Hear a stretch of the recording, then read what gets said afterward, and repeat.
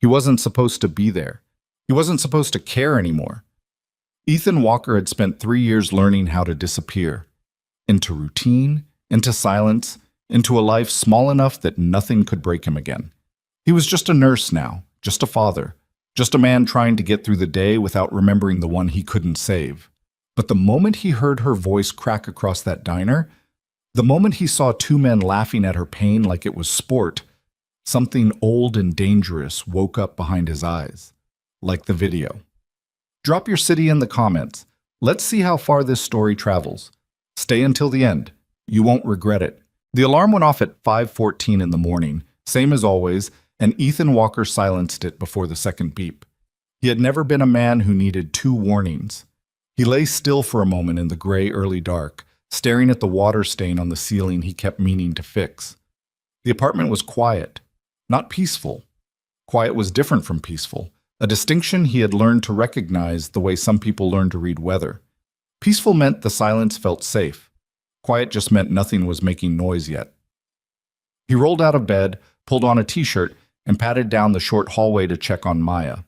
She was asleep on her side, one arm thrown over the stuffed rabbit that was missing an eye.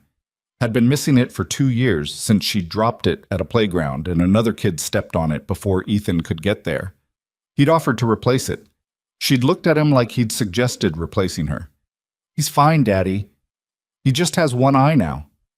Ethan adjusted the blanket over her shoulder and stood there maybe 15 seconds longer than he needed to.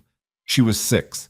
She had his dark hair and her mother's jawline and a laugh that came from somewhere neither of them had passed down, something that was entirely hers. He watched her breathe. Then he went to make coffee. The commute to Riverside General took 22 minutes if he caught the lights right. He usually didn't. He'd learned to leave buffer time for the things that didn't go the way you planned, a habit left over from a previous life, one of the few that translated cleanly into civilian existence. He worked trauma and emergency. 12-hour shifts, 3 days a week, with a rotation that occasionally stretched to 4 when they were short-staffed, which was most of the time. The hospital was underfunded and overworked and perpetually one resignation away from crisis. And Ethan had been there long enough to know which supply closet had the best cache of extra nitrile gloves and which attending physicians to flag down in a code and which ones to work around. He was good at the job. He didn't love it the way people in movies love things. Didn't walk in feeling called or chosen or lit up by purpose. He was just good at it, which mattered more in that building than almost anything else. His hands didn't shake. His voice stayed even when everything else in the room was coming apart. He could read a patient's face and their vitals at the same time and prioritize without being asked. His supervisor, a blunt woman named Diane, who had been running the floor for 11 years, had once told him he had the calmest pair of hands she'd ever seen on someone who wasn't a surgeon. "You ever think about med school?" she'd asked. "I think about my daughter," he'd said. Which was true, and also an answer to a different question, but Diane had let it go. Baca. He'd grown up in a small town in northern Michigan where the winters lasted too long and the options didn't stretch much further than the county line. He'd enlisted at 18, partly because the recruiter had seemed genuinely interested in him at a time when not many people were, and partly because he needed a direction that wasn't just a way. The Navy had given him structure and then something harder to name, a sense that the work mattered, that the people around him were people worth protecting. He'd done 2 deployments, made it into a specialized unit that required additional years of training, and somewhere in the middle of all that became someone he barely recognized from the boy who'd signed the papers. He didn't talk about the SEALs. Not because he was secretive about it. Most people who knew him figured it out eventually, but because he'd found that the moment you said the words, the conversation stopped being about you and started being about the idea of you. People asked questions they thought were interesting, but were really just projections of things they'd seen in films. He got tired of correcting the record. What he could tell you, if you asked the right questions, was what it felt like to be responsible for the person next to you. Not in theory, in the actual dark, with actual consequences. His daughter attended a public school 4 blocks from their apartment. He dropped her off at 7:45 most mornings, and she ran in without looking back, which he chose to interpret as confidence rather than indifference. Her teacher had told him at the last conference that Maya was socially engaged and verbally assertive, which he was pretty sure was educator language for talks too much, but he'd thanked her anyway. He had a system for the days he worked. Maya went to after-school care until he could pick her up, or, on the longer shifts, went home with their neighbor Mrs. Peralta, who was 63 and moved slowly and made Maya hot chocolate with too much sugar and let her watch cartoons past 8 o'clock. Ethan had mixed feelings about the cartoons. He had no mixed feelings about Mrs. Peralta. "She's fine," Mrs. Peralta told him whenever he apologized for being late. "She's always fine. You worry too much." "Probably," he'd say. He did worry too much. He'd accepted that about himself the same way he'd accepted the water stain and the broken taillight on his truck he kept forgetting to fix. Some things you managed instead of solved. Well, it was a Thursday in early March when everything shifted, not dramatically. That was the thing no one told you about the moments that change your life. They don't announce themselves. They come in the middle of ordinary things while you're tired and under-caffeinated and still thinking about whether you remembered to sign the permission slip for Maya's field trip. He had a half day, rare enough that he hadn't known what to do with himself at first. He'd picked Maya up from school, dropped her with Mrs. Peralta, and then found himself at loose ends in a way that used to be called freedom, but now just felt like a test he hadn't studied for. He ended up at a diner 2 blocks off the main commercial strip, not because it was his favorite, but because it was close and had parking and made decent coffee without charging $4 for the privilege. It was the kind of place that had been there too long to update itself. Laminate tables, booths with cracked vinyl seats patched with electrical tape, a chalkboard menu above the counter that still listed a breakfast combo that probably cost half as much 10 years ago. There was a TV mounted in the corner showing local news with the sound off. The only other customers when he walked in were an older couple sharing a newspaper and a woman sitting alone near the window. He took a seat at the counter and ordered coffee and eggs and looked at his phone for a while. He wasn't eavesdropping. He wasn't watching her. He was just in the same room. Yita. The 2 men came in about 15 minutes after he did. He heard them before he registered them specifically. A particular quality of noise, overloud and careless, the kind of entrance that expected the room to rearrange itself. There were 2 of them, early 30s, dressed in the way that signaled money without requiring thought. One wore a jacket that cost more than Ethan made in a week. The other was already on his phone, holding it at chest height like he was prepared to document whatever happened next. They spotted the woman at the window table almost immediately. He didn't know who she was. He learned later, everyone did, eventually, but in that moment she was just a woman sitting alone with a coffee she'd barely touched, and a tablet propped in front of her that she wasn't reading. She had dark circles under her eyes that her makeup didn't quite cover, and she was holding her shoulders in a way that people held their shoulders when they were used to people looking at them and had run out of the energy to perform. Claire, the one in the jacket, said her name like he owned it. "Claire Whitmore. I almost didn't recognize you." She looked up slowly. Something passed across her face. Not fear, exactly. Something more specific than fear. Recognition, maybe, and the particular kind of dread that came with it. "Marcus," she said. Her voice was level, practiced. "You look exhausted." He wasn't saying it with concern. "You hear that, Paul? She looks exhausted." He was already talking to the room, not to her. Last time I saw her, she was on the cover of some magazine. What was it? Next Generation Leaders or something? Big profile. Big promises. He pulled out the chair across from her and sat down without being invited. His friend Paul stayed standing and kept the phone up. "That was before the accident, though." Claire didn't answer. "How's the company doing, Claire? I heard things got complicated." "I'm not doing this with you," she said quietly. "Doing what? Having a conversation?" He leaned back, spreading his arms in mock offense. "I'm just asking. We used to run in the same circles. I'm being friendly." "You're being recorded," she said, looking at the phone. "So are you." Paul smiled. He had the kind of smile that made Ethan's jaw tighten. That's the thing about public places. What happened next was incremental, which somehow made it worse. It wasn't dramatic in the movie way. No shouting, no physical threat yet. It was a slow and deliberate humiliation dressed up as small talk. They referenced the accident without naming it, just enough to make her flinch. They talked about her company's stock performance, got a few details wrong on purpose, then laughed when she corrected them, making the correction itself into the joke. Paul kept the phone on her. Every time she looked away, Marcus said her name again, not letting her go. The older couple had gone very still. The woman behind the counter was watching, but not moving. There was a particular paralysis that happened in these situations. Ethan recognized it, had seen versions of it in very different contexts, where people calculated risk and concluded that intervening cost more than they were willing to spend. He understood the calculation. He'd made it himself more than once, in more ways than one. He put down his coffee. Don't. Hey. That was all he said first. Just hey. Aimed at the table by the window, not loud, just present. Marcus looked over with the expression of a man who'd never had a stranger interrupt him in his life. Excuse me? I said hey. Ethan stood up from the counter. He was not a large man in the way people assumed ex-military were large. He was lean, middle height, the kind of build that didn't announce itself until it had to. She asked you to stop. That was about 4 minutes ago. I was counting. Paul lowered the phone slightly. Who are you?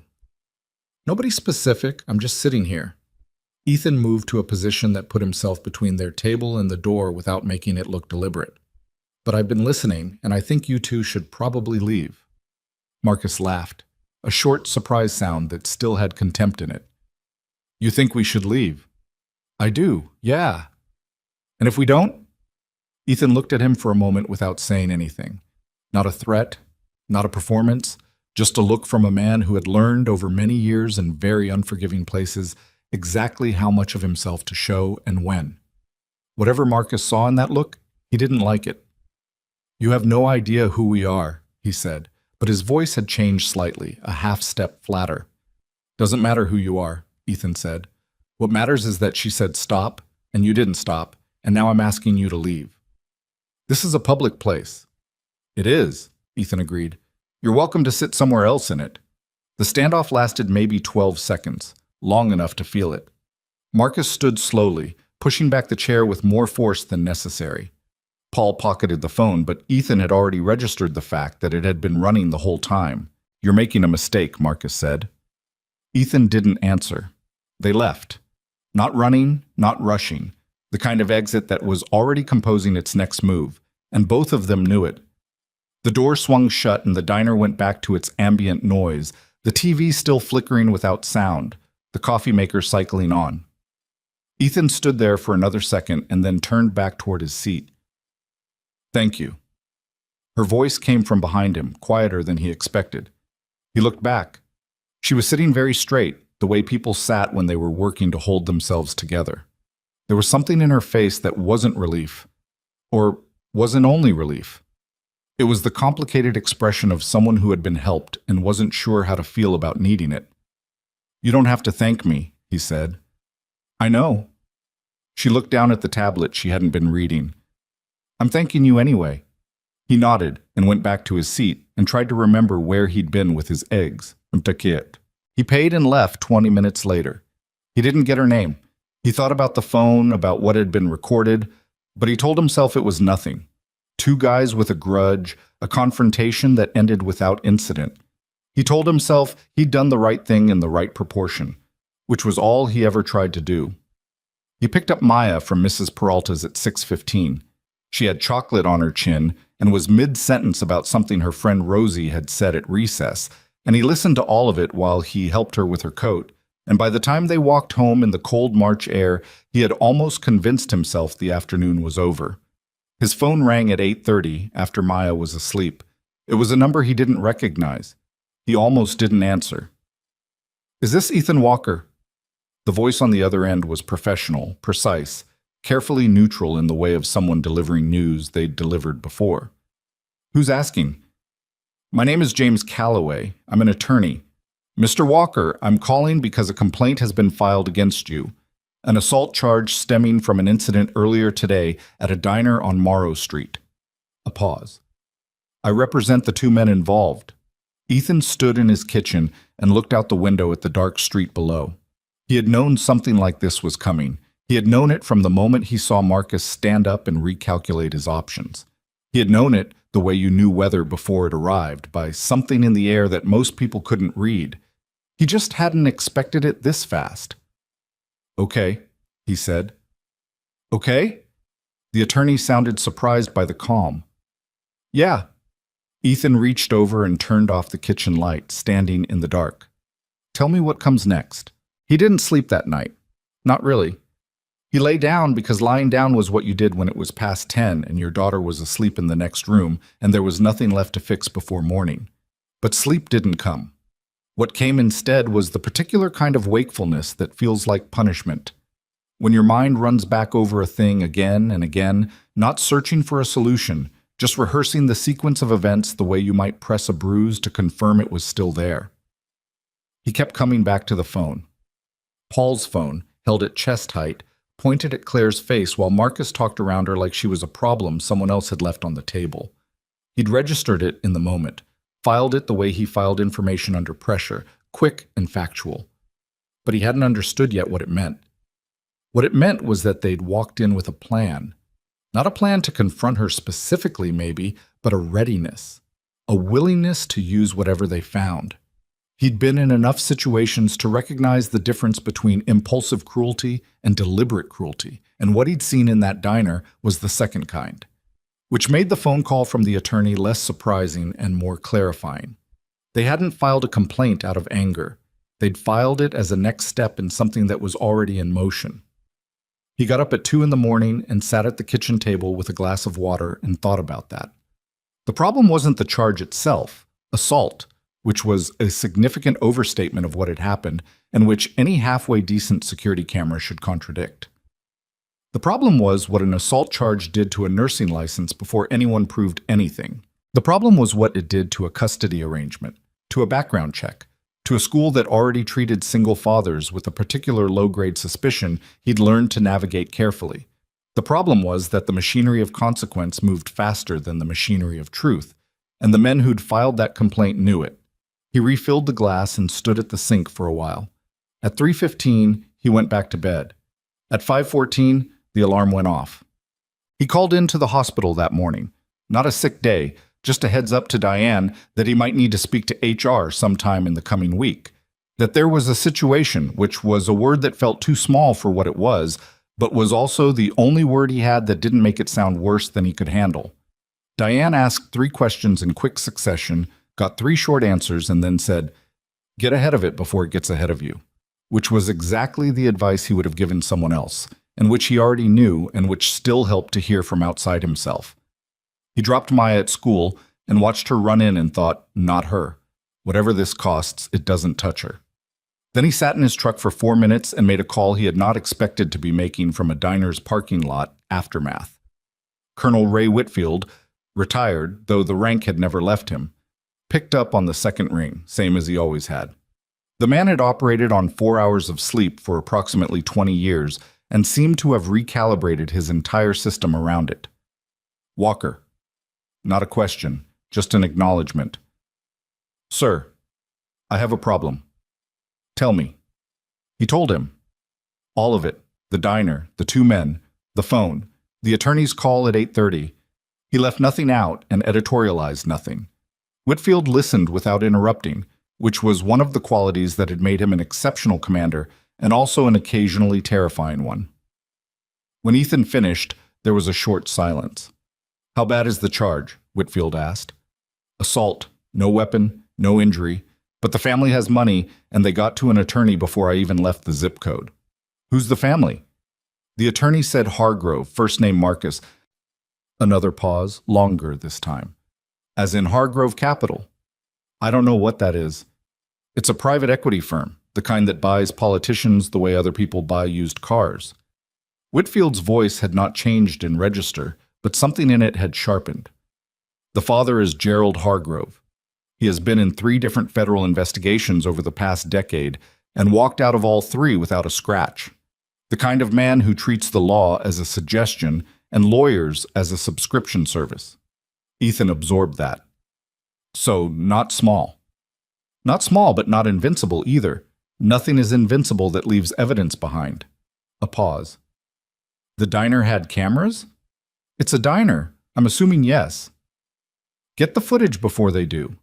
Or get someone to get it before they do. Do you have an attorney? Not yet. I know someone. She's handled military cases before. Good instincts, doesn't panic, doesn't let things get philosophical in a courtroom. He paused again, and Ethan heard the sound of papers or something shifting on a desk. I'll make a call. Give me an hour. You don't have to. Walker. The colonel's voice cut across him, not unkindly. What do you think I've been waiting for the last 3 years? A reason to do something useful? He said it dryly, but there was something underneath it that Ethan chose not to examine too closely. Give me an hour. The attorney's name was Sandra Okafor. She called at 10:45, introduced herself in 2 sentences, and then said, "Tell me what happened and don't leave anything out because I need to hear the version that makes you look worse before I can help you." He told her the same way he'd told Whitfield. Straight, no spin. When he finished, she said, "You put yourself between her and the door." I was moving to a position. It wasn't intentional. Doesn't matter if it was. If they captured it on the phone video, it can be characterized as menacing. We need to get in front of that. She spoke quickly and practically, the way people spoke when they'd seen too many cases drag out over slow thinking. The diner camera footage is the priority. I'll file for it today. The other thing we need is her. Claire Whitmore. Yes. If she's willing to speak on the record about what happened before you intervened, what they were doing, how long it had been going on, what they said, that changes the frame entirely. Right now, the Hargrove side is framing this as an aggressive stranger inserting himself into a private confrontation. If she testifies to what it actually was, the confrontation stops being private. It becomes a witnessed harassment with a witness. Ethan was quiet for a moment. I don't have her contact information. I'll find it. A pause, during which he heard typing. Is there anything between you and her? Prior relationship? History? Any reason she might not want to help you? I met her for about 4 minutes at a diner. She thanked me. People thank people all the time and then disappear when it gets complicated, Sandra said. Not brutally, just honestly. Don't assume she'll cooperate, but we need to find out. He learned who Claire Whitmore was the same way most people learn things they'd missed. Not all at once, but in pieces, each one adding context to the last until the picture clarified. He read 2 articles on his phone that afternoon while Maya was at school. Then a third. Then he stopped, because the information was starting to feel like a kind of intrusion. She was 30 years old. She had founded a technology company called Whitmore Systems at 24.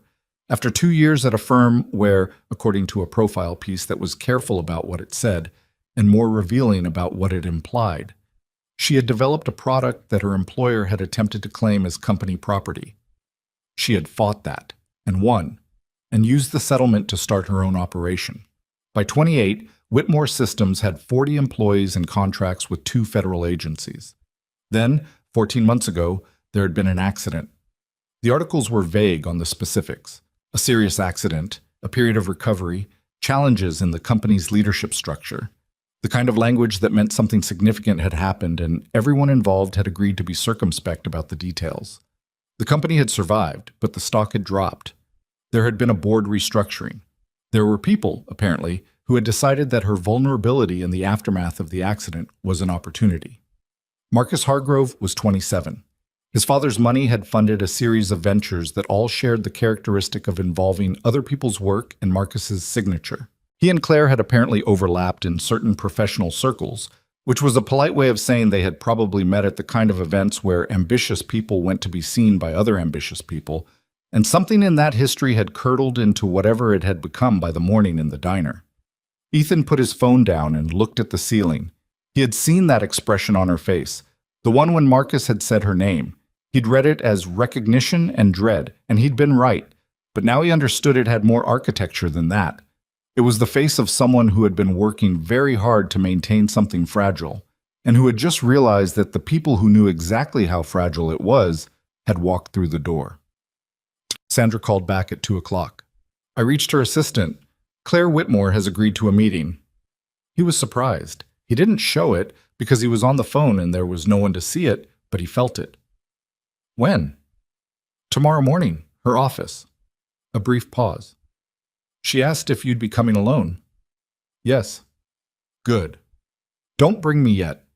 This first conversation is about establishing whether she's willing to be involved at all. Don't pressure her. Don't explain what the case needs from her before she's decided she wants to help. Let her talk first. I know how to listen, he said. I know you do, Sandra said. I'm saying it anyway. He'd been to a handful of tech company offices over the years for various reasons, and they tended toward one of two aesthetics. Either the deliberate casualness of exposed brick and ping-pong tables and a dog wandering around, or the glass and steel minimalism that was supposed to communicate that serious people did serious work here.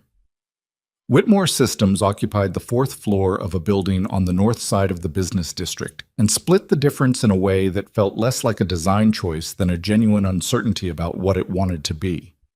The receptionist was young and very professional and did not ask him to wait long. Claire Whitmore came out herself, which he hadn't expected. He'd expected an assistant or a coordinator or some layer of buffer. Instead, she appeared in the hallway wearing a gray blazer over a dark shirt, her hair pulled back in a way that was functional rather than styled. And she walked toward him without hesitating, which told him she'd already made some version of a decision about this meeting before he'd walked through the door.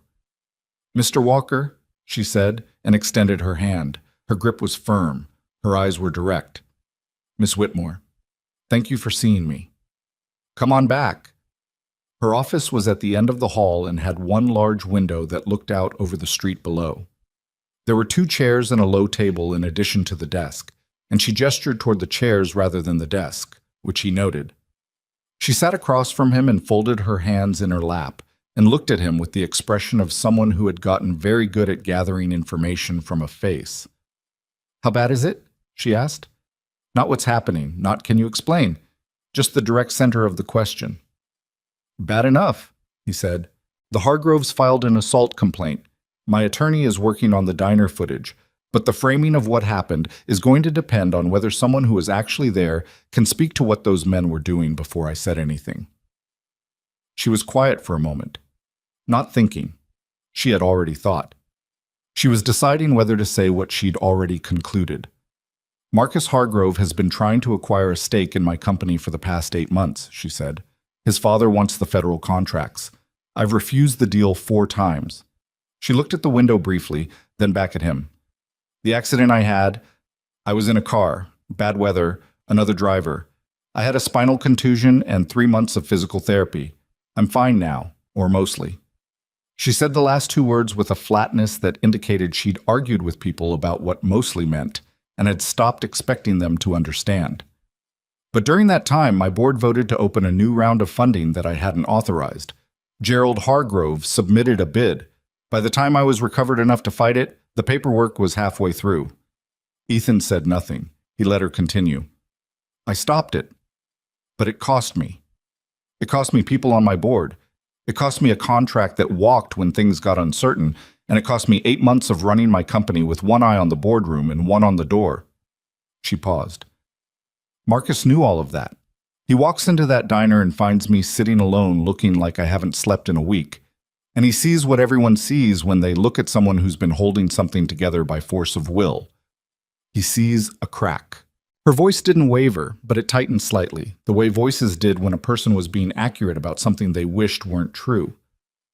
He was going to put that video online. I could see it happening. Look how far she's fallen. That kind of thing. She stopped. You interrupted that.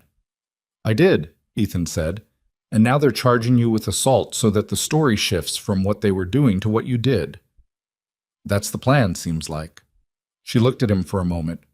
He noticed she had the same quality she'd had in the diner.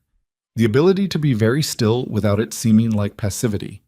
It was control of a specific kind, the kind you developed when being watched was an occupational reality. What does your attorney need from me? She asked. A statement about what happened before I intervened. What they said, how long it had been going on, your read on the situation, nothing you didn't witness directly. I can do that. She said it simply, without drama, the way people agreed to things they'd already decided on before being asked. I want to be clear about something, though. She met his eyes. I'm not doing this because you saved me. I know that sounds... No, he said. I understand. I'm doing it because they're doing the same thing to you that they tried to do to my company, creating a story and flooding the space until the truth can't get traction. She paused. I've watched that happen enough times. I'm not watching it again. He nodded. There was something almost relieving about her directness, the absence of the soft gratitude he wouldn't have known what to do with. She wasn't looking at him like a rescuer. She was looking at him like a person who'd gotten caught in the same machinery she had and needed someone to hold the other end. Thank you, he said. Don't thank me yet, she said. Gerald Hargrove is going to come after me when he finds out I'm involved. He will make the acquisition fight look like a courtesy call. I know. Do you?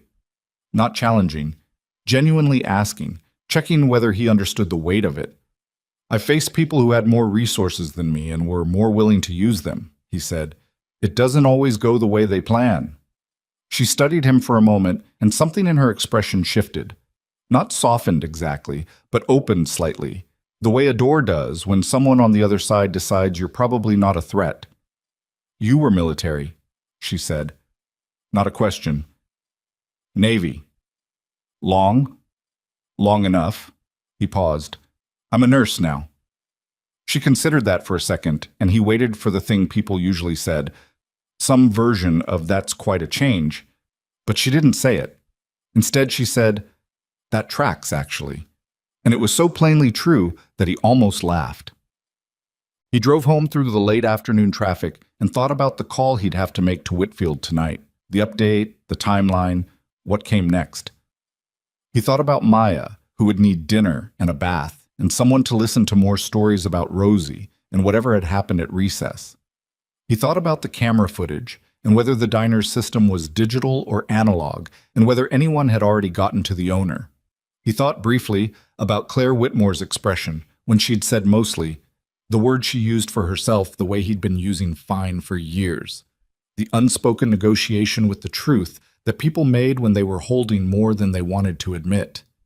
He pulled into his parking space and sat in the truck for a moment before going in. Whitfield had asked him, years ago, during a debrief after a mission that hadn't gone cleanly, had asked him what he'd do differently. Ethan had said nothing, which at the time was a survival answer, a way of not reopening the wound to prove it was still bleeding. What he would have said, if he'd had the language for it then, was, I would have stayed. I would have faced the thing instead of going around it. He got out of the truck. He went upstairs. He made dinner and listened about Rosie. And when Maya fell asleep, he sat at the kitchen table again, same chair as the night before. And this time the wakefulness didn't feel like punishment. It felt like the beginning of something he hadn't yet finished preparing for, which was different and harder in a way, but also the first thing in a long time that felt like it was pointing forward rather than back. His phone buzzed. Sandra. Diner manager confirmed security system. Footage is intact. I filed the preservation request. Don't talk to anyone about this case except me and Whitfield. He typed back, understood. Then he put the phone face down on the table and sat with the quiet for a while, letting it be what it was. Not peaceful, not safe, but real and present and his. The arraignment was on a Tuesday, which felt arbitrary in the way that all procedural things felt arbitrary. As if the calendar itself was indifferent to the weight of what it was scheduling. Sandra had told him what to expect. A brief appearance, a formal reading of the charge, a plea, and then the slow mechanical grind of pre-trial proceedings that could stretch weeks or months depending on how aggressively the Hargrove side wanted to push. What she hadn't told him, or maybe had told him and he hadn't fully absorbed, was what it would feel like to stand in a courthouse hallway in a collared shirt he'd ironed that morning while Maya was eating cereal, knowing that his name was about to be read aloud in a room full of strangers, as someone accused of something he hadn't done. Not guilt, exactly. Something adjacent to it. The feeling of being made into a version of yourself you didn't recognize and having to stand still while it happened. Whitfield had offered to come. Ethan had told him not to, and meant it. This was not a situation that required a former colonel standing in the gallery as a show of force. It was a situation that required patience and documentation and not doing anything that could be reframed as aggressive, which was a particular discipline for a man whose instincts ran toward direct action. He understood that. He was practicing it. Sandra stood beside him, reviewed the charge with the flat attention of someone reading a utility bill, and entered a not guilty plea in a voice that contained no uncertainty whatsoever. The judge set a preliminary hearing date 5 weeks out. The Hargrove attorney, a different one this time, older, the kind who'd clearly been hired at a rate that communicated seriousness, acknowledged the date and said nothing else. He didn't need to. He had the posture of a man who expected to win before the work was done. Ethan watched him and said nothing. They were outside in the gray morning air within 25 minutes. Sandra walked fast and he kept pace without effort. "The footage," he said. "I have it. I watched it last night." She didn't slow down. "It's good. It shows Marcus and Paul arriving, shows them approaching her table without invitation, shows 17 minutes of what any reasonable person would describe as coordinated harassment, shows you standing up, shows the exchange, shows them leaving." She paused at the corner. "It does not show you touch either of them." "Because I didn't touch either of them." "I know. The footage confirms that. What it also shows is you moving to a position between them and the door, which their attorney will argue was a physical intimidation tactic." "I was creating an exit path," Ethan said. "Standard," he stopped. "Standard what?" "Standard practice for de-escalation in a confined space," he said. "You put yourself where someone can leave without it becoming a confrontation." Sandra looked at him sideways. "You're going to have to explain that to a jury in terms that don't sound like military doctrine." "I know. Practice it that way." They reached her car and she stopped, turned to face him with her hands in her coat pockets. The wind was doing something aggressive to her collar that she ignored. "The bigger problem right now isn't the footage. The footage helps us. The bigger problem is what Gerald Hargrove did this morning. He'd felt this coming." "What did he do?" "He called 3 people." She said it the way people said things they wished they didn't have to say. "Your hospital's board chairman, the state nursing licensing board's compliance officer, and a journalist who runs a mid-sized local news outlet that has a history of accepting Gerald Hargrove's ad spend." She held his gaze. "The hospital hasn't contacted you yet, but they will. The licensing board inquiry is preliminary. It's standard process when a complaint involves a licensed professional, and it doesn't mean anything by itself. But it's a clock, and the journalist published something this morning." He already knew it was bad. He asked anyway. "What kind of something?" She pulled out her phone, turned it toward him. The headline was 5 words: "Ex-SEAL attacks. Men at diner." Below it, a paragraph that described him as a former special operations soldier with a history of high-stress service who had confronted and physically menaced 2 businessmen, which was doing a lot of work in that sentence, and who was now facing assault charges. There was a photo of him that he did not remember being taken, which meant someone had been outside the courthouse this morning. He looked at the photo for a moment. It was a decent picture of him, technically. He looked like someone you would cross the street to avoid, which he suspected was the point. "They're not charging you in the press," Sandra said, putting the phone away. "They're building the jury pool. Get enough people to read ex-SEAL attacks men before the trial starts, and you're fighting perception instead of evidence." She paused. "Which means we need to move faster than I'd planned. Claire Whitmore's statement needs to be on record before this takes hold." Claire called him that evening, which surprised him. He'd had her number from Sandra's coordination, but he hadn't expected her to use his. "I saw the article," she said when he picked up. No preamble. "Sandra sent it to me this morning." "Gerald Hargrove placed 4 calls to people in my orbit today as well," Claire said. Her voice was controlled, but there was something underneath it. Not quite anger, but the compressed pressure that came before anger when you were the kind of person who processed things before you expressed them. 2 board members, my largest vendor, and a woman who used to be on my executive team who left last year under circumstances that are complicated, and who Gerald apparently believes might be willing to say unflattering things about my judgment in exchange for being listened to. Ethan sat down at the kitchen table. Maya was asleep. The apartment was in its nighttime quiet. He moves fast, he said. He's been doing this for 30 years, Claire said. He doesn't wait to see if you'll go away. He accelerates until you don't have the energy to keep standing. A pause. I've been watching him do it to other people for 8 months. I didn't think he'd turn it on a nurse who stopped his son from making a video. He's not turning it on me because of the video, Ethan said. He's turning it on me because you're standing beside me, and that's inconvenient for whatever he was planning next with your company. There was a silence on the other end. He could tell she was thinking about it. Not that she hadn't considered it, but that hearing it said plainly made something settle. You're right, she said. You don't have to do this, he said. Sandra can work with what we have. The footage is strong. If the cost of your involvement is… Stop. Her voice was flat, but not unkind. I already told you why I'm doing this. That hasn't changed because Gerald Hargrove made some phone calls. Another pause, shorter. Has he contacted your daughter's school? The question hit him sideways, which she probably intended. He hadn't thought about it. He was thinking about it now. I don't know, he said. Check tomorrow, first thing. She said it without apology, because it wasn't cruel, it was practical. She had spent 8 months learning how Gerald Hargrove operated. He won't do anything to a child directly.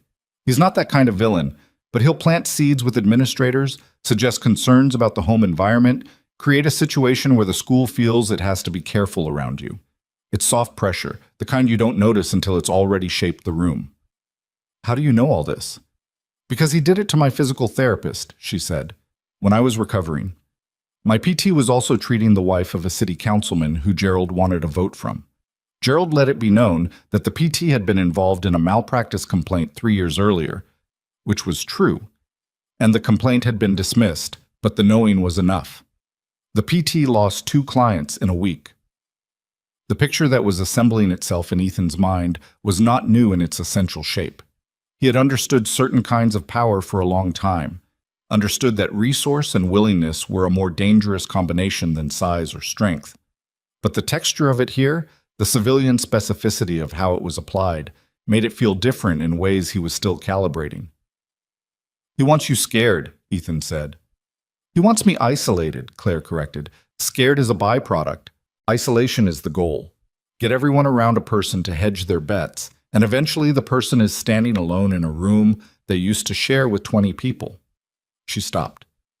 That's not going to happen this time. He believed her, not because she sounded invincible, she didn't, quite, but because she sounded like someone who had run the math and decided the alternative was worse. The hospital called on Thursday morning. He'd been expecting it, but the form it took was not the form he'd prepared for. It wasn't HR. It was the chief of medicine, a man named Dr. Alan Presser, whom Ethan had respected for 3 years without ever spending more than 8 minutes in a room with him alone. Presser's assistant called first to schedule, which was a bad sign. A good sign would have been Presser calling himself informally to give him a heads up. Scheduling meant there was a procedure being followed. He went into the meeting in the same collared shirt. Different day, same feeling. Presser's office was organized in the specific way of people who needed to project competence under scrutiny. Everything in its place, nothing on the desk that didn't belong there. He was in his late 50s, silver-haired, the kind of doctor who had probably been impressive at 40 and had settled into a somewhat different kind of impressive at 58. Ethan, he said, sit down. He sat. I want to be upfront about what this conversation is, Presser said. The board has received a letter. It came from an attorney representing Gerald Hargrove on behalf of his son Marcus, who has filed a complaint against you. The letter recommends, and I'm using their language, that the hospital consider the reputational and legal implications of continuing to employ Mr. Walker during an active assault investigation. He put the letter down flat. That's what it says. Okay, Ethan said. I want to hear your version of what happened. He told it. Same way he'd told everyone. Straight, no interpretation offered. He described what he saw, what he said, what happened, what didn't happen. Presser listened without moving. When Ethan finished, the doctor was quiet for a moment. You didn't touch either of them, he said. No. Your attorney has the security footage. Yes. Presser nodded slowly. He looked at the letter again, not like he was reading it, more like he was deciding something. The board is going to want me to recommend administrative leave pending the outcome of the trial, he said. That's what their attorney's letter is designed to produce. It's not a legal requirement. There's no obligation to remove you based on an unproven charge, but it's the path of least institutional friction.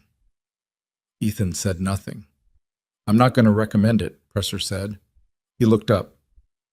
I've had 40 nurses in this department over 11 years, Presser said. You're in the top 4 by any metric I use. Your patient outcomes, your composure under pressure, the way junior staff trust your reads on a situation. He folded his hands. I'm also not naive. If this goes badly, if the charges stick or the PR gets out of control, the board will make the decision regardless of my recommendation, and I'll have spent political capital I needed for the new ICU proposal. He said this without self-pity, just as information. But that's where we are, not where we are today. Today, I'm telling the board that an unproven complaint filed by a wealthy family with documented political interests does not constitute grounds for action against an employee with your record. Ethan held the even tone he'd been holding for days. I appreciate that, sir. Don't appreciate it yet, Presser said, with a dryness that reminded him of Whitfield. Appreciate it if we both get through this without the building burning down. He stood, which meant the meeting was ending. Keep me updated through HR. Don't talk to journalists. And Ethan, whatever happened in that diner, I don't think you did anything wrong. But the way this world works is that being right isn't always sufficient protection. So build your case like being right doesn't matter, and let being right be the bonus.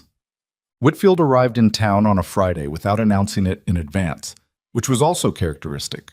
He called from the parking lot of a coffee shop 3 blocks from Ethan's apartment and said, I'm outside, come down when you have a minute, as if he'd just happened to be in the neighborhood.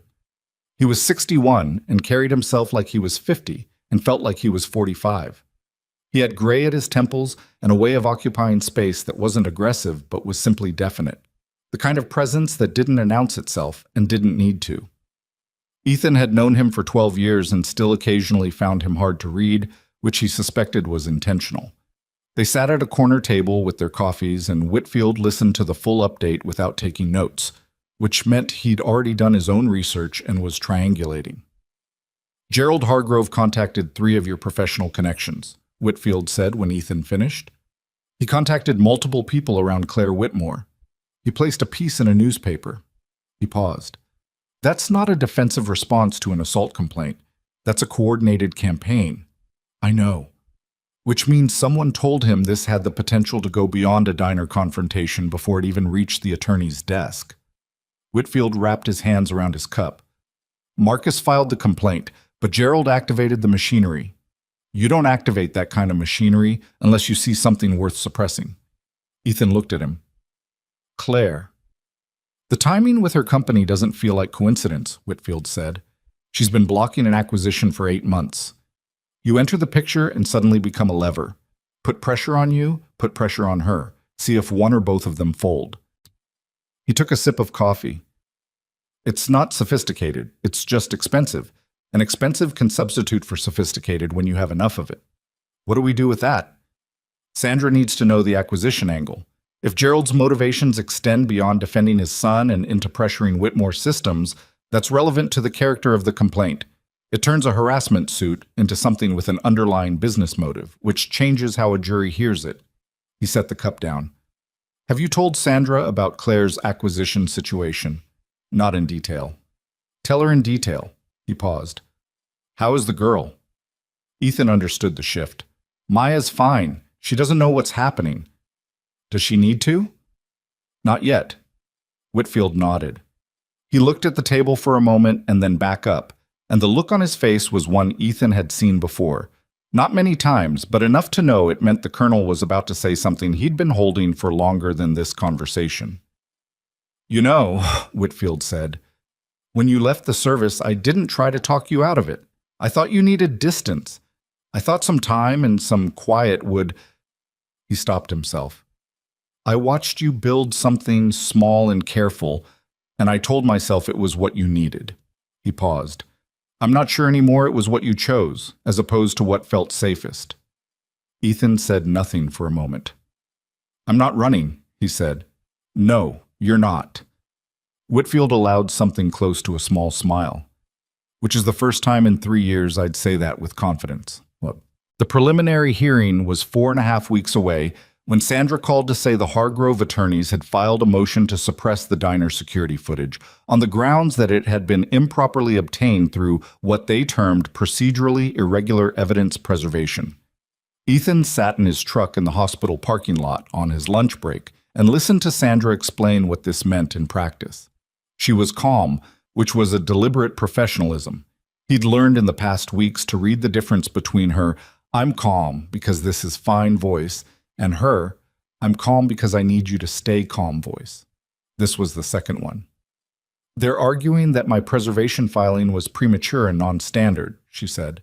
"The motion won't succeed. I followed procedure, but it will delay the footage being formally admitted, and more importantly, it signals what their strategy is."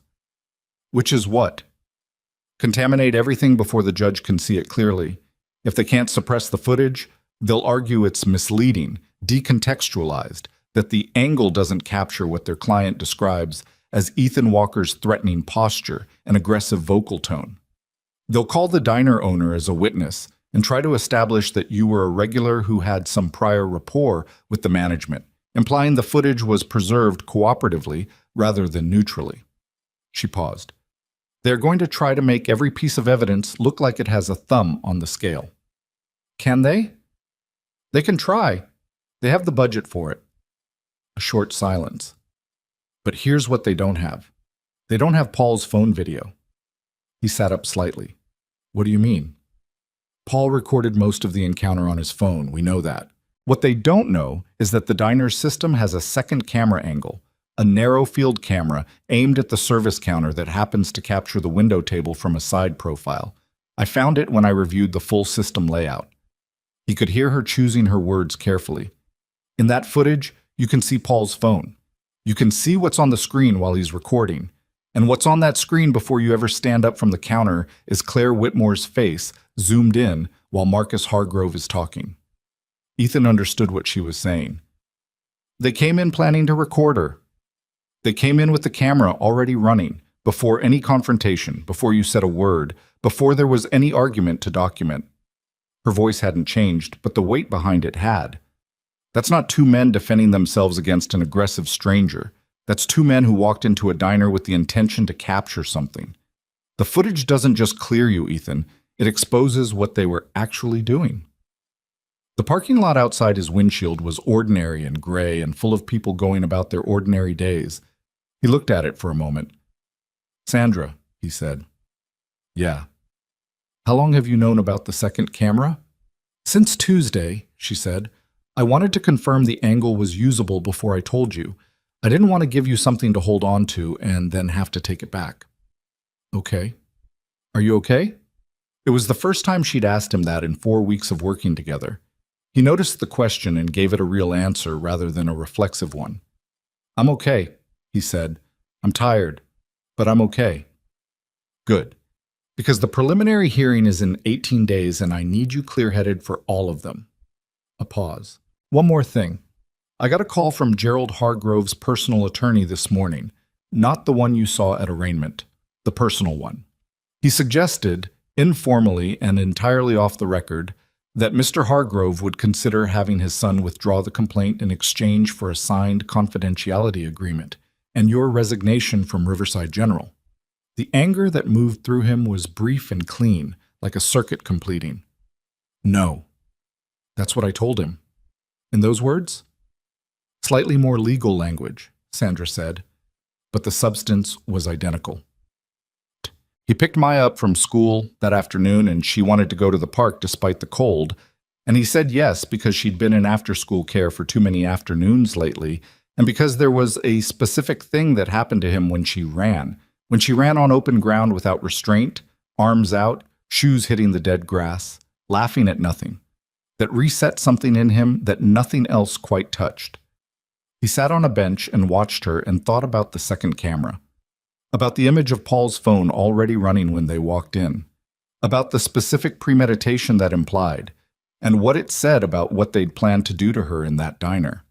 He thought about Claire, not in a complicated way, not yet, just as a person who had spent 8 months holding something together under sustained pressure and who had not folded and who had walked into her own office and told him the truth about her situation without asking him to feel sorry about it. He thought about Danny. Danny Chen had been his closest teammate for 4 years, had been quiet and wickedly funny and constitutionally incapable of letting a hard situation pass without finding the one absurd thing in it that made it bearable. Had died on a mountainside in a country Ethan was not authorized to name, in a situation that had gone wrong in the way that situations went wrong, not through incompetence, not through failure, but through the specific cruelty of variables that no amount of preparation could eliminate. Before he died, not right before, not in a movie way, but a few weeks earlier, during a quiet evening that neither of them had known was going to be one of the last, Danny had talked about a woman named Claire. He hadn't said it with the weight of someone making a dying wish. He'd said it the way he said most things, sideways, oblique, like he was telling you something without quite admitting he was telling you something. "There's this person," he'd said. "She's going to need someone to check on her. I'm not good at the long-distance thing. You're better at showing up." Ethan had said he would. He had not shown up. He had told himself it was the guilt that kept him away. But the truth he'd been edging toward for 3 years was that it was simpler than guilt. It was fear. Fear that being near her would require explaining things he didn't know how to explain, that it would make Danny's absence real in a new and specific way he wasn't ready for. He hadn't known her name. He'd had a first name, a city, a professional field, enough to find her if he'd looked. He had not looked. And then he'd walked into a diner on a Thursday afternoon, and she had been sitting at a window table, and Marcus Hargrove had said her name, and Ethan had stood up from the counter. He didn't know what to do with that. He didn't know if it was a coincidence or something his subconscious had engineered or simply the world being strange in the particular way it was occasionally strange. He hadn't told Sandra. He hadn't told Whitfield. He wasn't sure he could tell Claire. Maya ran back to the bench, slightly out of breath, cheeks red from the cold. "Dad, can we get hot chocolate on the way home?" "Yeah," he said. "We can do that." She grabbed his hand and pulled him up from the bench, and he let himself be pulled, and they walked out of the park in the fading afternoon light. And he held her hand and thought about Danny, and about promises made without knowing what they'd cost, and about the specific and sometimes unreasonable way that life had of holding you to the things you'd said, even when you'd long since stopped believing you were capable of keeping them. The preliminary hearing lasted 4 hours and 40 minutes, which was longer than Sandra had predicted, and shorter than the Hargrove attorneys had probably hoped for. Ethan sat at the defense table in the same collared shirt. He had 2 now, had bought a second one at a department store the week before, because wearing the same shirt to every legal proceeding felt like a kind of superstition he didn't want to test, and kept his hands flat on the table in front of him and listened to arguments that were about him without quite being addressed to him, which was one of the stranger features of the legal process he'd had to adjust to. You were the subject of the room, and simultaneously not its audience. The Hargrove attorney, the older one, whose name was Clifton Reed, and who had the practiced smoothness of someone who billed by the hour and had long since stopped finding courtrooms interesting, presented the motion to suppress first. Sandra had told him it would fail, and it did fail, though it took the better part of 90 minutes to confirm that failure through procedural argument that Ethan followed about 60% of. The judge was a woman in her late 50s named Honorable Patricia Dole, who had the specific economy of someone who had been listening to attorneys talk for too long and had developed an efficient internal filter for the parts that mattered. She denied the suppression motion in language that was brief and not particularly warm toward the argument that had produced it. Reed accepted the denial with the practiced grace of someone who had filed the motion to create a delay rather than to win it, which meant he got what he actually wanted regardless. Then came the preliminary question of scope, what the trial would be permitted to examine, which witnesses the defense could call, whether Claire Whitmore's testimony about events preceding Ethan's involvement would be admissible. This was the part Sandra had prepared for most carefully, and he watched her work with the same attention he'd given to people who were good at difficult things in high-stakes environments.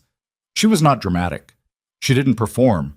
She made arguments in clear sentences and cited precedent in a way that sounded like she was simply reminding the judge of things the judge already knew, which he suspected was intentional. She established that what happened at the table before Ethan stood up was not ancillary context, but the essential condition that made his response comprehensible. She used the word comprehensible rather than justified, which was a distinction he appreciated. Judge Dole allowed it. All of it. Claire's testimony, the second camera angle, the timeline of Paul's recording, beginning before any confrontation existed. She looked at Reed when she ruled and said, "The defense has established that the events preceding the defendant's involvement are directly material to the question of intent." And Reed wrote something on his legal pad that Ethan couldn't read from where he was sitting. Outside the courthouse, Sandra said, "That's the best possible outcome from today." But Reed filed a counter-motion I didn't expect. He's asking to admit Ethan's military service record into evidence, specifically the classified portions redacted, with the redactions themselves offered as implication. Ethan looked at her. The redactions as implication. He wants a jury to see a document full of black bars and draw their own conclusions about what a Navy SEAL with classified history is capable of. She said it without editorializing, which was its own kind of editorial. It's a legitimate legal motion, and Judge Dole didn't deny it outright. She's giving us 2 weeks to respond. He stood on the courthouse steps in the cold air and looked at the street. "How do we respond?" he asked. "We argue that a redacted service record with no specific allegations is prejudicial without being probative. It tells the jury nothing factual, but invites them to speculate, which is exactly the kind of inference Reed wants them drawing." She paused. "We also have Colonel Whitfield. If we put him on the stand to testify about your service record, the character of your training, the specific discipline around use of force, we take control of that narrative instead of letting the black bars tell it." "Whitfield on the stand," Ethan said. "He already offered," Sandra said. He hadn't known that. He looked at her. "He called me on Wednesday," she said. Said to use him, however, was useful and not to ask his permission first because he'd already given it. He told Claire about the hearing that evening. He'd gotten into the habit of brief updates. Not because Sandra required it, but because Claire was involved in the case, and because she'd asked, early on, to be kept informed rather than managed, which was a distinction he'd respected immediately. He texted first the way he always did, and she called back within 10 minutes, which was also the pattern they'd developed without discussing it. "Reedy's motion on the service record," she said when he'd finished. "That's the play I'd have made too, if I were him. It's effective. It's cheap," she said. "But cheap works." A pause. "How are you actually doing with all of this?" He'd noticed she asked that question differently than most people asked it. Most people asked, "How are you doing?" as a social formality, a handshake in sentence form. Claire asked it like she wanted the actual answer and had budgeted time for it. "I'm managing," he said. "That's not what I asked." He was in the kitchen. Maya was asleep. The apartment was doing its quiet thing. "I don't sleep well," he said. "I function fine. I'm present at work. I'm present with Maya. But there's a background noise that doesn't go off." He paused, surprised at himself for saying it. "Like having a low-grade alarm running under everything else." "I know that feeling," she said, quietly enough that he understood she wasn't just being polite. "The accident," he said. "During recovery, yeah. The first 2 months, A pause. "It wasn't the pain that was the worst part. It was the uncertainty. Not knowing what would come back and what wouldn't.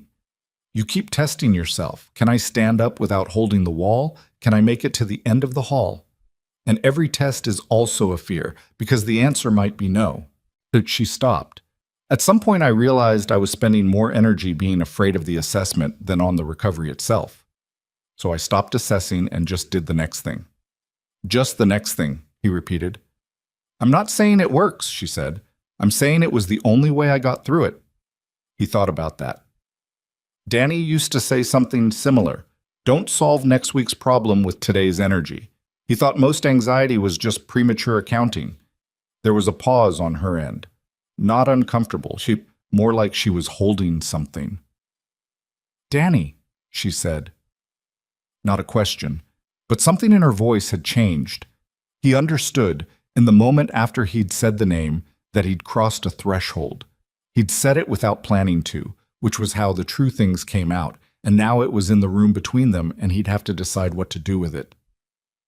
"He was my teammate," Ethan said. "He died 3 years ago. On a mission." Silence. "He mentioned someone named Claire," Ethan said.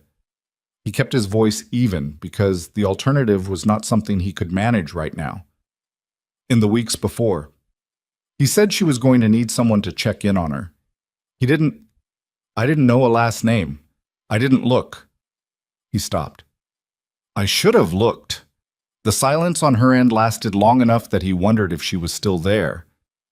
"Danny Chen," she said finally. Her voice was careful, not broken. Careful, the way you were careful with something that could still hurt you if you weren't. "Yes. We were—" She stopped. "We knew each other for about a year. It was complicated, not in a bad way, just in the way things are complicated when both people are very busy and very bad at saying what they mean." A pause. "I didn't find out what happened to him until 2 months after. Someone mutual told me. By then there wasn't any way to—" She stopped again. "I'm sorry," he said. "I should have found you. I told him I would." "You were grieving too," she said. "That's not an excuse." "I know it's not," she said, not cruelly. "But it's an explanation. They're different." A long pause. "Is that why you stood up in that diner? Because of Danny?" He thought about it honestly. "I don't know," he said. "I think I would have stood up regardless. I'd like to believe that." He paused. "But knowing that he asked me to look out for you, knowing that and still sitting there and watching those two men, that wasn't something I was going to do." She was quiet. "I'm not asking you to feel any particular way about this," he said. "I just thought you deserved to know." "I do," she said. "Deserve to know." Another pause, shorter. "Thank you for telling me." They stayed on the line for a moment without speaking. It wasn't uncomfortable. It was the specific silence of two people sitting with something that was too large for immediate words, and both of them being okay with that. "Get some sleep," she said, eventually. "Working on it," he said. Whitfield took the stand on the third day of trial.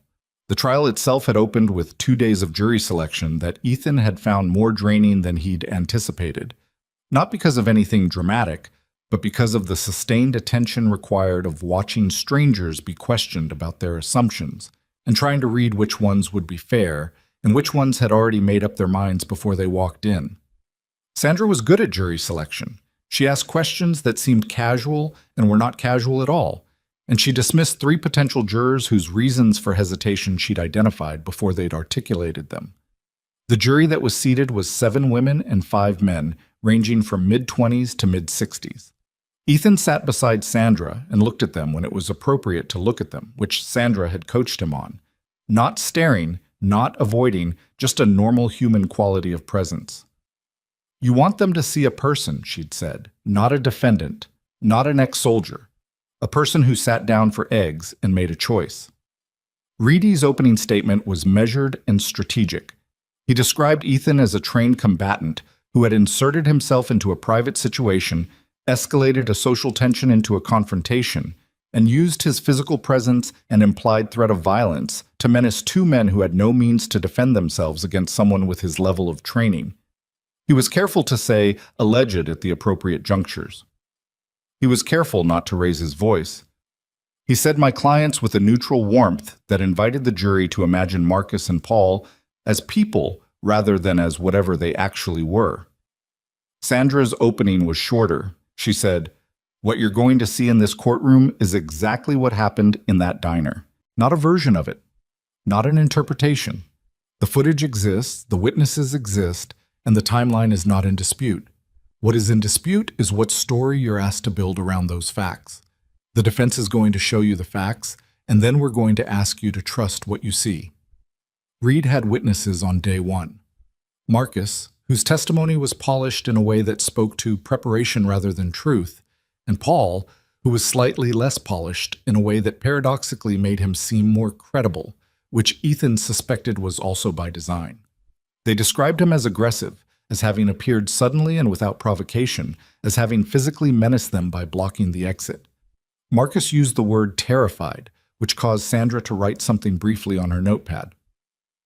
On cross-examination, Sandra asked Marcus a single sequence of questions. When did Paul begin recording? What was already on the screen when you approached Miss Whitmore's table? Had you discussed in advance what you planned to do when you saw her? Reed objected to the third question. Judge Dole sustained it, but the jury had heard it. The second camera footage went in on day 2, after a procedural argument about authentication that lasted 40 minutes, and that Ethan followed more fully now than he would have 6 weeks ago. When the footage played, both angles, the main camera and the narrow service counter angle, the courtroom was quiet in the specific way of people watching something they can't look away from. You could see Paul's phone on the service counter angle, could see the screen already illuminated and aimed before Marcus even pulled out the chair. You could see the timeline. You could see what came before. Reed's cross-examination of the footage expert was thorough and produced nothing useful for his case, which he'd probably known before he started, but had attempted anyway on the chance that the expert might say something he could use. Then Sandra called Whitfield. Colonel Raymond Whitfield, retired, walked to the stand with the unhurried quality of someone who had spent decades entering rooms and deciding immediately how much authority he was willing to extend to them. He was in civilian clothes, a dark blazer and open collar, and he had the kind of bearing that made the clothes irrelevant. Sandra took him through his credentials systematically and without fanfare. 24 years of service, 2 commands, extensive work with Special Operations Forces, direct supervisory experience with Ethan Walker across multiple deployments. She kept it factual and moved through it quickly. Then she asked, Colonel Whitfield, can you describe the training that Navy SEAL medics receive regarding use of force? Yes, Whitfield said. The training is extensive, and it is specifically oriented toward restraint. That sounds counterintuitive to some people who think the training is about developing aggression. It isn't. The combat training is about developing precision, the ability to apply exactly the level of force a situation requires, and not a degree more.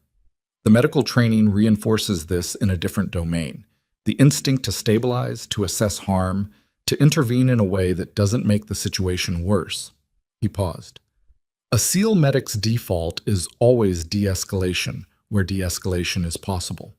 Force is the last tool, not the first. In your assessment of Ethan Walker, does this characterization apply? Not only does it apply, Walker was among the most disciplined operators I served with in terms of calibrated response. I never once saw him use force that exceeded what a situation required, and I saw him in situations where excess would have been easy and understandable. Sandra then asked about the sealed records motion. Reed had ultimately prevailed in getting the redacted record admitted, but Sandra had prepared for this by addressing it first rather than letting Reed introduce it on his terms. There are classified portions of Ethan Walker's service record, Sandra said. The jury will see those redactions. What can you tell us about what redaction typically indicates in a record of this type? Redaction indicates that the operations involve national security equities that cannot be discussed in a public forum, Whitfield said. It does not indicate wrongdoing. It does not indicate disciplinary action. The vast majority of special operations records are partially or substantially redacted because the missions are classified, not because anything improper occurred. He looked at the jury directly, not aggressively, just with the calm of someone telling you something true. Ethan Walker's record contains no disciplinary actions, no use of force violations, and no complaints from commanding officers. The redactions are there because the operations he participated in are still classified. That's the whole story. Reed's cross was the most aggressive of the trial. He asked about the nature of SEAL training in terms designed to evoke danger, trained to kill, lethal force, weapons, and combat. And Whitfield answered each one without flinching and without taking the bait, which Ethan suspected was not entirely natural for the man, but which he executed with the same precision he'd brought to more difficult situations. At one point, Reed said, Colonel, wouldn't you agree that someone with Mr. Walker's level of training presents a physical threat to ordinary civilians that goes beyond what most people are capable of? Whitfield said, "I'd agree that training creates capability. I'd also point out that a trained surgeon is capable of doing significant physical damage with a scalpel, and we don't assume bad intent from capability. What matters is what a person does with what they know. What Mr. Walker did in that diner was stand up, speak calmly, and wait for two men to choose to leave. By any measure, that is restraint." Claire took the stand on day 3, and the room shifted when she walked in. Not because she performed, she didn't. She sat down and folded her hands and looked at Sandra and answered questions with the same directness she'd brought to everything else. But there was something in her presence that made the room attend more carefully, the way you attended to someone who had earned the right to take up space by having fought for it repeatedly. She described the diner from the beginning, what she'd been doing there, how Marcus and Paul had arrived, what Marcus had said, and in what tone. She described the 17 minutes before Ethan stood up. What was said, what was implied, what the phone being aimed at her face felt like when she already knew what a public video of her looking exhausted and besieged could do to her company's remaining stability.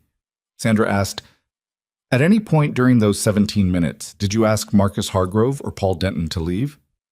"Twice," Claire said. "The first time Marcus said we were in a public place. The second time he started talking to Paul as if I hadn't spoken." "And when Ethan Walker stood up from the counter, what was your reaction?" Claire paused. Not because she was struggling for words, she was deciding which true words to use. "Relief," she said, "and also, I don't know how to say this exactly, a kind of recognition. He didn't look angry. He didn't look like he was looking for a reason to do something. He looked like someone who had decided that what was happening wasn't acceptable and was going to say so." She paused again. "That sounds simple. It wasn't simple. Those two men have resources, and a father who uses those resources in ways most people don't fully understand. Standing up in that situation cost Ethan Walker significantly more than sitting down would have. He knew that, and he did it anyway." Reed's cross-examination of Claire was the most revealing moment of the trial, and not in the way he'd intended. He went after her credibility, her company's financial difficulties, the board restructuring, the suggestion that she had personal and professional motivations to portray the Hargrove family negatively. He was careful about it, stayed within the lines, but the direction was clear. She was not a neutral witness, she was a woman with grievances, and her testimony should be understood in that light. Claire answered each question without raising her voice. She confirmed that yes, Gerald Hargrove had attempted to acquire a stake in her company. She confirmed that she had refused the deal. She confirmed that the acquisition conflict was ongoing. Then Reed asked, "Isn't it possible, Ms. Whitmore, that your characterization of what happened in that diner is colored by your existing animosity toward the Hargrove family?" And Claire said evenly, "The security footage of that diner doesn't have animosity toward the Hargrove family. It just has a timestamp." The jury moved. Not visibly. No one laughed, no one reacted, but Ethan felt it. The subtle collective shift of 12 people recalibrating. Reedy said, "Nothing further," and sat down. The evidence that broke the case open came not from Sandra's preparation, but from something Gerald Hargrove had done 3 weeks before the trial, which was discovered not by Sandra's office, but by a financial journalist named Priya Sunder, who had been investigating Hargrove Capital for an entirely different story, and who, in the course of that investigation, had obtained communications between Gerald Hargrove and the diner's night manager. The communications showed that Gerald Hargrove's team had contacted the diner the day after the incident with an offer to purchase the security system, the whole system, equipment, and all, at a price significantly above market rate, with the transfer to happen within 48 hours. The night manager had declined because the day manager had already been contacted by Sandra's preservation filing and had been told not to destroy or transfer anything. Gerald's team had not known about the filing. If they had, they would have moved faster. As it was, they'd moved 1 day too late. The journalist published the piece 3 days before closing arguments. Sandra moved to admit it as evidence of consciousness of guilt on the part of the complaint-supporting parties. Judge Dole allowed it over Reed's objection, which was the kind of ruling that came with a particular quality of silence from the losing side, not the silence of acceptance but of recalculation. Reed requested a recess. Judge Dole gave him the afternoon. When they resumed the following morning, Reed announced that his clients wished to address a separate matter with the court, which was the language attorneys used when the case had gone in a direction that required a new strategy. The separate matter was an internal communication within Hargrove Capital that the journalist's story had surfaced. An email from Gerald to his personal attorney sent the morning after the diner incident that read, in its most relevant portion, Marcus says the Walker situation can be useful. Push the Whitmore board. If she's defending a lawsuit, she's not running her company. The email was 11 words of relevance inside a longer administrative message. Those 11 words were the architecture of what had actually been happening. Not a father defending his son from an aggressive stranger. A business strategy using a son's bad behavior as a lever to destabilize an acquisition target. Ethan sat at the defense table and read the email when Sandra slid it across to him and felt something cold and factual settle through him.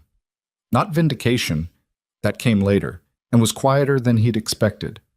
What he felt in that moment was the specific clarity of seeing a thing as it actually was, stripped of the narrative that had been built around it. Sandra leaned toward him and said very quietly, "It's over." He looked at her. "Not officially," she said, "but it's over. Bum." The jury deliberated for 6 hours, which Sandra told him afterward was fast. They came back on a Thursday afternoon with a verdict of not guilty on the assault charge, and with a note to the judge, which juries could do but rarely did, expressing concern about the conduct of the complaint's supporting parties, and recommending that the court consider whether the filing had been made in good faith. Judge Dole thanked the jury and dismissed them, and then looked at Reed for a moment with an expression that did not require elaboration.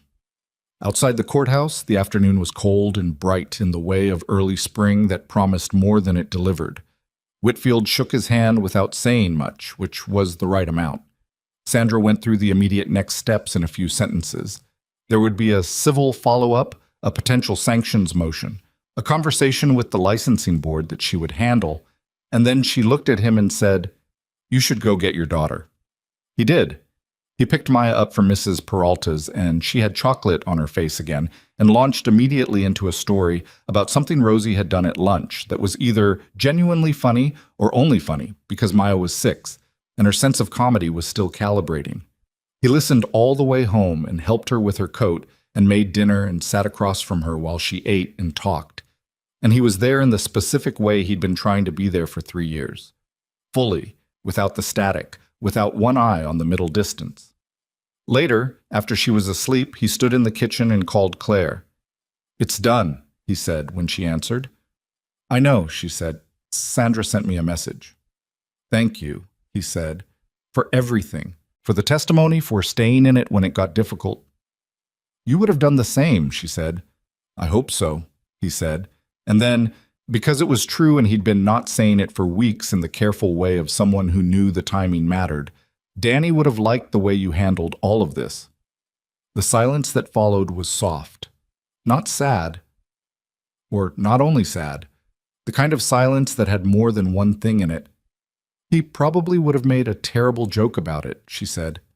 "Definitely," Ethan said. She laughed, brief and real, and it was the first time he'd heard her laugh without anything else underneath it. And he stored the sound of it somewhere without quite deciding to, the way you stored the things that mattered before you understood why they mattered. "Get some sleep," she said. "Actually sleep. The alarm can wait one morning." "Yeah," he said. "Maybe." He stood at the kitchen window for a while after they hung up, looking out at the street below, the ordinary nighttime life of ordinary people moving through their ordinary hours. He had stood at this window many times in the past weeks and looked out at this same view with the low-grade alarm running underneath everything. Tonight it was quiet, not peaceful. He'd learned to be careful about that word, but quiet in a way that didn't feel like a test. He turned off the kitchen light and went to bed, and for the first time in longer than he could accurately remember, he slept through until the alarm. Spring came the way it always came in that city, reluctantly, in pieces, with cold mornings that lied about what the afternoon would become. Ethan noticed it the way he noticed most things now, present, without commentary, letting the thing be what it was. He was back on full rotation at Riverside General. Dr. Presser had sent him a one-line email when the verdict came in. "Welcome back, the floor missed you," which was Presser's version of considerable warmth, and Ethan had taken it as such. The return had not been seamless. There was a week of sidelong looks from people who'd read the news coverage and hadn't yet recalibrated. A few conversations with HR that were mostly procedural and once or twice vaguely apologetic, in the way that institutions were apologetic when they'd been cautious at someone's expense. He didn't hold it against them. He understood the math they'd been running, and he understood that institutions protected themselves first and people second. And he'd made his peace with that understanding a long time ago. What mattered was the work. It had always been the work. He was good at it in the way he'd always been good at it. Not inspired, not theatrical, just present and precise when it counted. He could still read a room when he walked into a trauma bay, still knew which numbers to watch first and which attending to flag, and which family members in the waiting area were going to need someone to sit with them before the doctor came out. That didn't go away during the trial. It had just been running underneath everything else, waiting. Diane told him, on his third day back, "You look better." "I slept," he said. "Revolutionary concept," she said, and handed him a chart. The civil proceedings against Gerald Hargrove moved on a separate track, with Sandra handling most of it. The sanctions motion for the evidence tampering, the attempted purchase of the security system, resulted in a significant financial penalty and a judicial finding of bad faith that Sandra said was rarer than it should be and more meaningful than it looked. Gerald's name appeared in 2 subsequent news stories about Hargrove Capital's federal investigation history, and this time the stories had teeth in a way the previous ones hadn't, because now there was a judicial finding attached rather than just allegation. Marcus did not apologize. Ethan had not expected him to. Paul gave a brief statement through his attorney, acknowledging that the situation had been mischaracterized and expressing regret for the stress caused, which was the language people used when their attorneys had told them to say something and they'd agreed to say the minimum version of it. Ethan read the statement once and put it down and did not read it again. The Nursing Licensing Board closed its inquiry in the 4th week after the verdict, finding no grounds for action. The letter was formal and brief, and contained no acknowledgement that the inquiry had been initiated under circumstances that were themselves questionable, which was also the kind of thing institutions did when they closed files. Ethan filed it with Sandra's documentation and moved on. What he couldn't move on from, or rather what he chose not to move on from because there was a difference, was the question of what came next. Not professionally. Professionally, he knew the answer. He went to work, he came home, he raised Maya. He did it again. That part had always been clear. The question was what to do with the things the trial had surfaced that couldn't be refiled and closed. He and Claire had continued talking after the verdict. Not every day, not with any explicit structure, just the organic continuation of a connection that had started as necessity and had become something else without either of them formalizing the transition. She called sometimes on her commute. He texted sometimes during his lunch break. They had met twice in person, once for coffee near her office, once for a walk through a park that had been her suggestion and had surprised him slightly because she hadn't struck him as someone who walked for the purpose of walking. She'd said she'd started doing it during physical therapy and had kept it because it was the one part of the day when no one expected anything from her. He understood that completely. They talked about Danny sometimes, not often, and not as the main subject, more the way you reference someone who had been important to both of you in the course of talking about other things. She told him a story once about how Danny had shown up at her office unannounced with terrible takeout food from a Thai place he'd been convinced was good and had been wrong about, and had eaten it anyway rather than admit the mistake. Ethan had laughed in a way that was also something else, and she'd watched him do it and not looked away, which he'd appreciated. "Did he tell you much about his life?" she asked once. "Outside of work?" "Some," Ethan said. "He talked about his family, his mother mostly, and he talked about you, in the way that people talk about things they're not quite ready to name yet." He paused. "I think if he'd had more time, he would have named it." She was quiet for a moment. "I think so too," she said. There was grief in that sentence, and also something that wasn't grief, an acceptance maybe of the thing as it had been, rather than as it might have been, which was the hardest kind of reckoning and also eventually the only one that let you keep moving. He asked me to look out for you, Ethan said. I told you that. I didn't tell you that I've been thinking about it since, about what that means now, 3 years later, in a context he couldn't have imagined. What do you think it means? She asked. I think it means I was supposed to show up, he said. I did it wrong the first time. I'm trying to do it right now. He paused. I'm not trying to make this into something it isn't. I think you would have wanted someone in your corner, and I'd like to be in your corner, if you'll have it. She didn't answer immediately. He'd learned that her pauses were not uncertainty. They were how she made sure she said the true thing rather than the easy thing. You're already in my corner, she said. You have been since a Thursday afternoon in a diner. A brief pause. I just needed to know you were staying because you wanted to, not because you owed him. Both things can be true, he said. Yeah, she said. They can. The memorial was in May. It was held at a veterans garden on the east side of the city, a small, underfunded space with stone paths and benches and a wall with names on it that not enough people visited. The event was organized by a veterans support organization that Whitfield had been involved with for years, and it covered multiple fallen service members from multiple branches. But Ethan had come for one name specifically. He stood in front of the wall for a while before the ceremony started.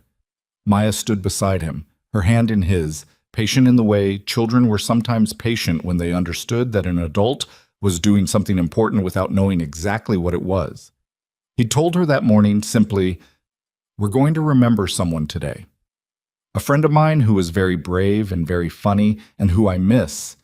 She had asked if they would be sad, and he'd said probably a little, and she'd said okay, and that had been that. Claire was there. She'd asked if it was all right, and he'd said yes without hesitating. She stood a few feet to his left, not crowding, just present. He looked at Danny's name on the wall. The letters were plain and small among the other letters, and there was nothing about them that communicated what the person had actually been. The specific laugh, the terrible taste in takeout, the way he'd had of making hard things feel survivable by finding the absurdity in them. A name on a wall was not a person. Ethan had known that for a long time, but it was a place to stand and mean something, and that was its own kind of worth. He thought about what he wanted to say and then didn't say anything, because he'd learned over the years that the impulse to speak at these moments was usually about the speaker's comfort rather than anyone else's need. He just stood there and let himself remember, cleanly, without the guilt that had been attached to the remembering for 3 years. The guilt had not disappeared. He wasn't going to pretend it had, because that would be a clean ending of the kind that life didn't actually produce. But it had shifted. It had gone from a weight he carried in front of himself, blocking the view, making everything harder, to something he carried differently, behind him, where it added gravity without obstructing. He had survived. He had spent 3 years treating survival as something he owed an explanation for. He understood now, in a way that wasn't epiphany so much as exhausted arrival, that survival wasn't the thing that needed explaining. What you did with it was. He looked at the name on the wall and thought, I stood up. In a diner on a Thursday. I know that's not what you had in mind when you asked me, but I think you'd have appreciated the specific circumstances. He thought, I'm still here.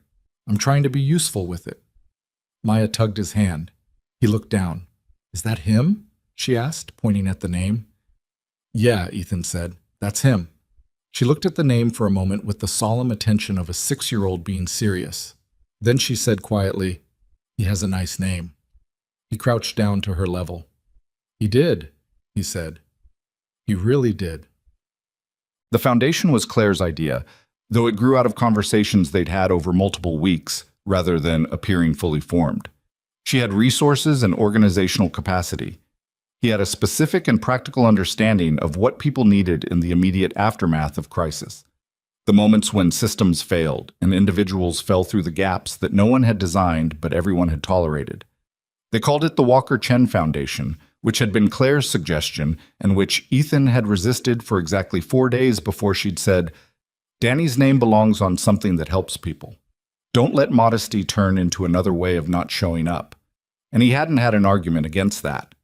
The foundation's initial focus was narrow: emergency financial and logistical support for veterans navigating the gap between discharge and stability, and for workers injured in circumstances where the institutional support was inadequate and the recovery timeline didn't match the reality of what they were actually facing. No broad mission statements, no ambitious language about changing systems.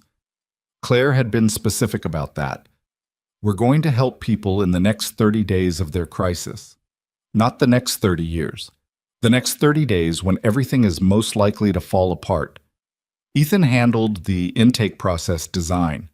He had spent enough time in emergency medicine to understand triage, to understand that helping people in acute crisis was not about solving everything, but about identifying the thing that, if addressed first, made the other things manageable. The foundation didn't give money and disappear. It gave money and followed up. It assigned a point person who checked in, who could field a phone call at 9 in the evening when the anxiety peaked, who understood that the paperwork was also a person and the person was also terrified. It was small. They were honest about that. They helped 31 people in the first 6 months, which was not a number that impressed anyone at a fundraising dinner, but was 31 people who hadn't had someone in their corner and then did. Ethan thought about that number sometimes. He thought about what a number like that meant when you were the person inside it rather than looking at it from outside. Whitfield joined the board in September. He did it in his characteristic way, called Sandra, who had connected the foundation's legal structure, asked her what they needed, and then appeared at the first board meeting having already read everything and prepared 3 questions. He did not mention that he'd also made 2 introductory calls to people in his network who subsequently made significant contributions to the foundation's operating budget. He mentioned it later, casually, in the way of someone who considered certain things simply done.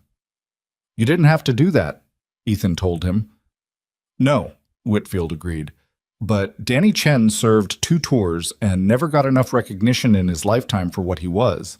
Putting his name on something useful is the least available option. He paused. "And you're doing something worth supporting. That matters. It has always mattered."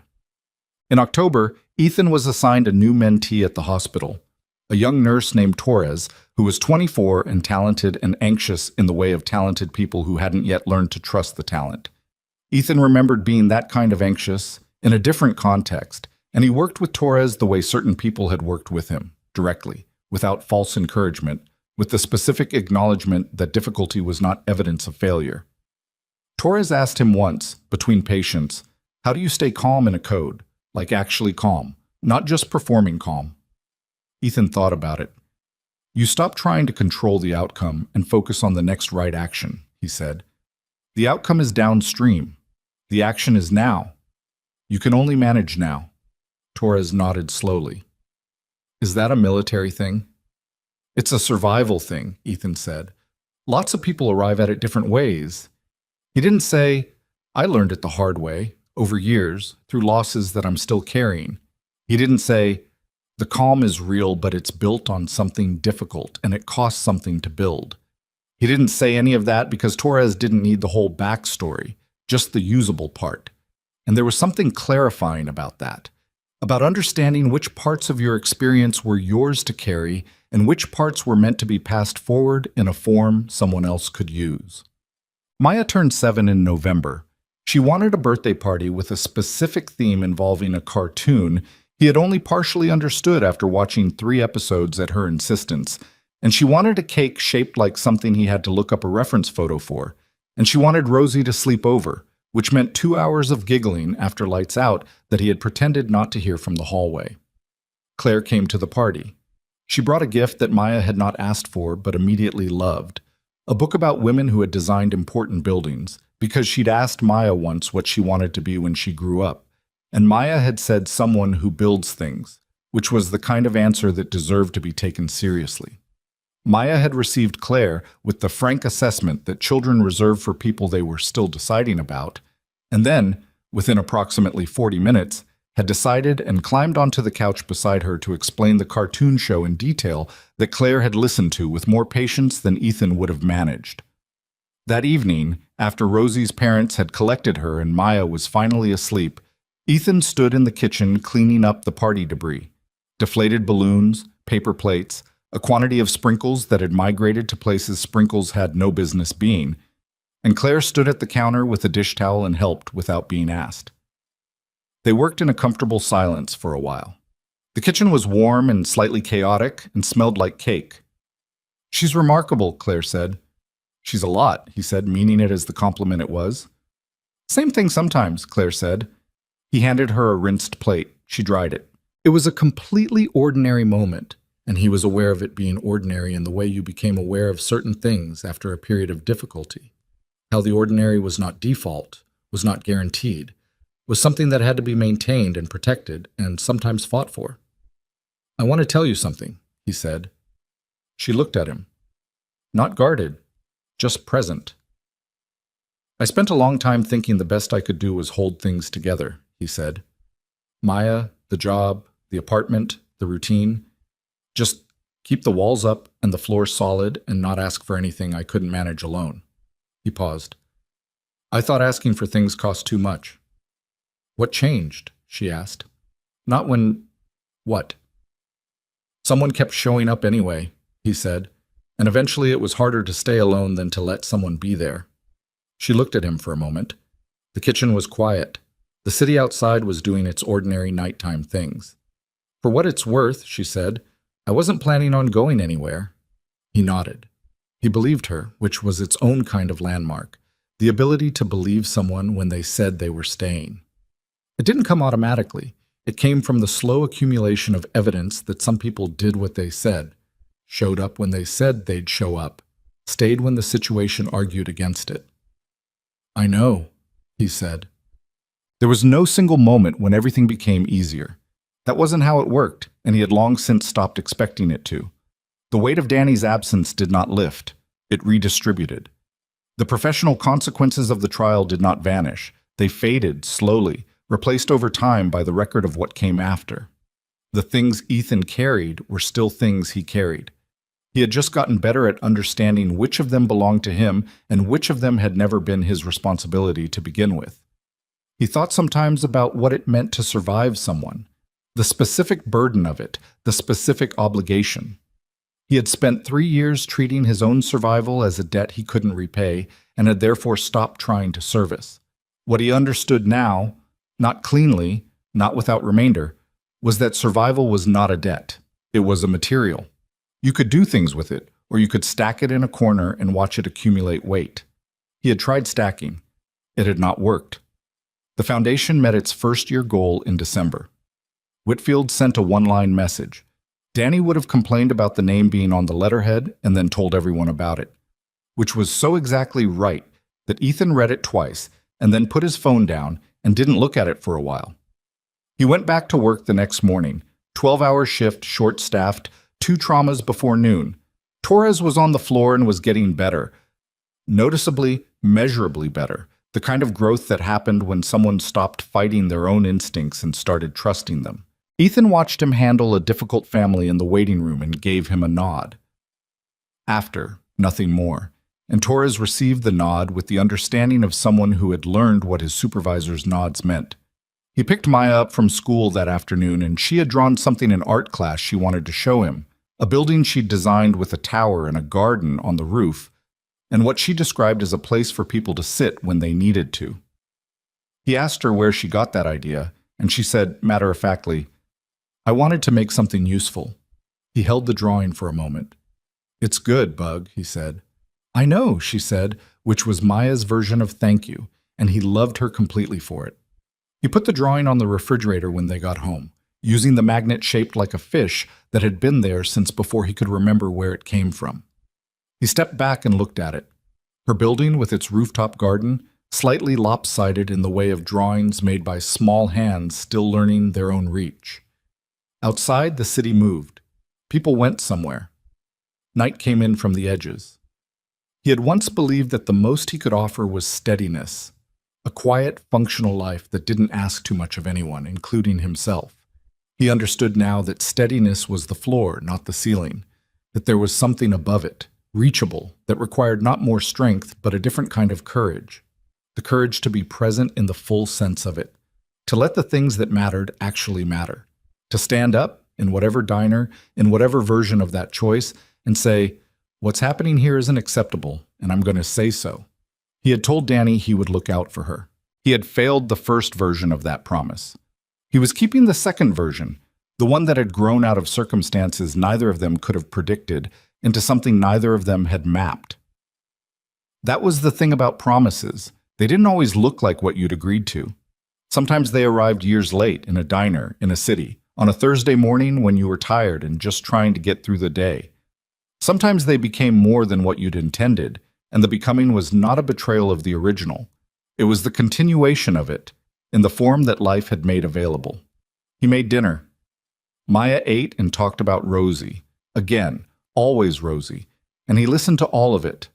And when she was asleep and the apartment was quiet, he sat at the kitchen table, that same chair, that same window, and did not feel the low-grade alarm. He felt the quiet, and let it be quiet, and sat with it until it became something close enough to peace that the distinction didn't seem worth pressing. Some things you didn't fix. You just learned to live in the space they left, and eventually you built something there. And eventually the building was what you remembered when you thought about that space, instead of the emptiness that had come before. He turned off the light and went to bed. The alarm could wait one more morning.